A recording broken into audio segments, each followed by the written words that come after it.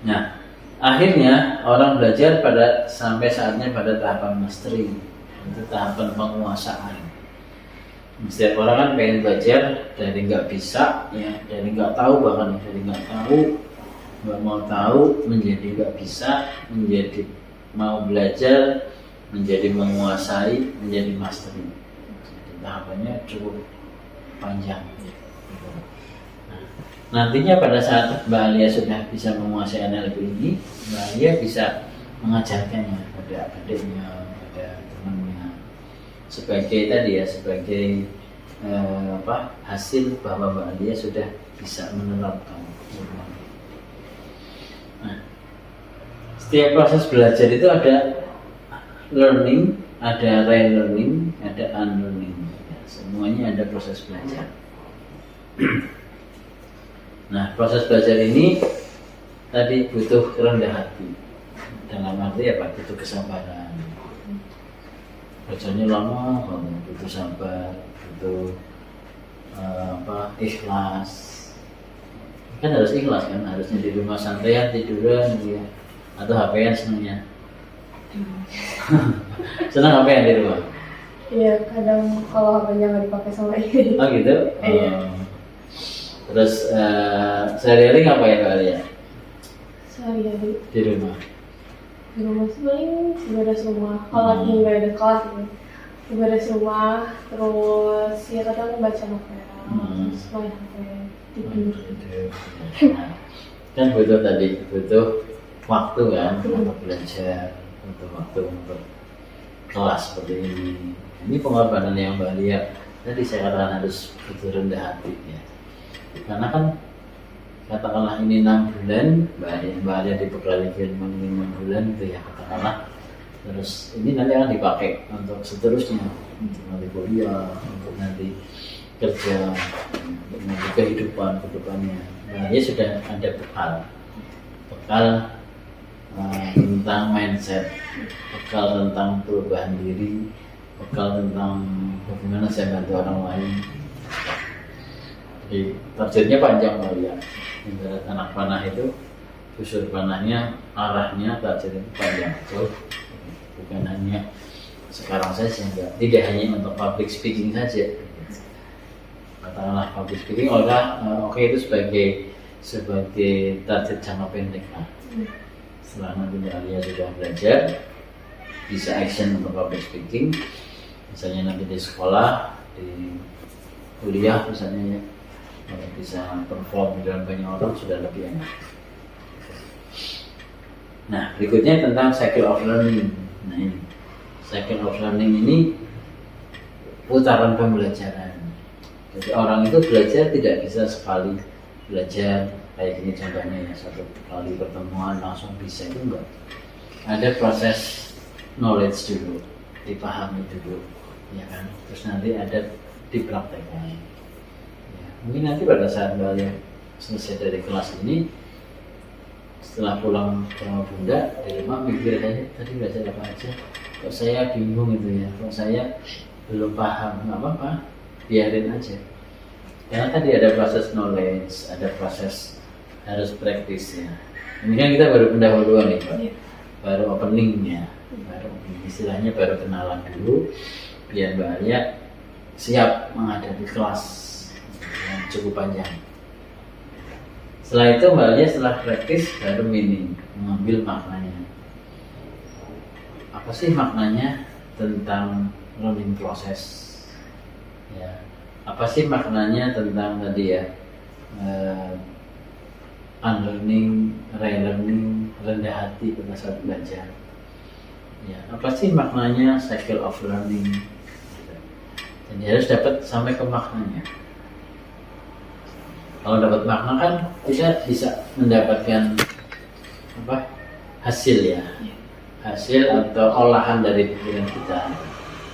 Contoh ini, Mbak Alia tadi kan kita belajar tentang learning process ya. Nah, menurut Mbak Alia apa itu Mbak learning process? Learning process itu ya gimana saya memahami tahap demi tahap dari apa yang diajarkan, terus diolah, terus nantinya saya terapkan. Dan itu adalah apa yang Mbak Alia dapatkan secara knowledge ya, pengetahuan. Nah, nanti prakteknya nanti dalam keseharian. Nah, maknanya apa Mbak dalam learning proses itu? Maknanya apa? Makna dari yang tadi Mbak Alia jelaskan itu maknanya apa? Tadi kan penjelasan tentang belajar tahap demi tahap gitu ya. Terus apa lagi? Apa yang diolah? Nah, diolah gitu ya. Maknanya apa? Maknanya belajar adalah memahami, terus butuh kesabaran gitu ya. Terus belajar itu butuh tahap demi tahap, tapi ya ada prosesnya. Terus maknanya adalah ternyata orang itu belajar tidak hanya tahu saja, ya, tapi ada apa sih yang didapatkan dari proses belajar itu. Nah, NLP itu ilmu mental ya. Ilmu mental itu artinya apa? Ilmu tentang jiwa ya, tentang jiwa, tentang pikiran. Sehingga pada saat nanti Mbak Alia melakukan teknik-teknik NLP ini sangat butuh tadi trust, kepercayaan, butuh keyakinan bahwa saya bisa melakukannya. Termasuk Mbak Alia belajar NLP ini, saya pasti insya Allah saya bisa menjalaninya. Public speaking saya bisa nanti mempraktekannya seperti itu. Itu belief ya. Oke. Itu tentang materi yang pertama tentang learning process. Ya. Sebagai pendahuluan, sebagai awal persiapan ya, bahwa Mbak Alia itu mau belajar NLP itu belajarnya nanti sedikit-sedikit. Ya. Terus nanti tidak hanya tahu saja, ada prakteknya, ada maknanya, ya. Terus belajar tahu lagi, praktek lagi, ambil maknanya, belajar tahu lagi, ambil praktek, ambil maknanya, seperti itu terus. Terus